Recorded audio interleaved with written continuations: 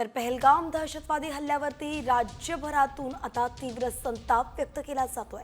हल्ल्याच्या निषेधार्थ डोंबिवली, मालेगाव आणि परभणीत उत्स्फूर्त प्रतिसाद देण्यात आलाय। बंद पुकारण्यात आलेला आहे। डोंबिवलीमध्ये व्यापाऱ्यांनी आपली दुकानं बंद केली आहेत आणि त्यामुळे बाजारपेठांमध्ये अगदी शुकशुकाट पाहायला मिळतोय। तर तिकडे मालेगावमध्ये सुद्धा हिंदुत्ववादी संघटनांनी बंद पुकारलाय। बंदला चांगला प्रतिसाद मिळतोय। परभणीत सुद्धा कडकडीत बंद पाळला जातोय। संध्याकाळी मोर्चा काढण्यात येणार असल्याचंही कळतंय।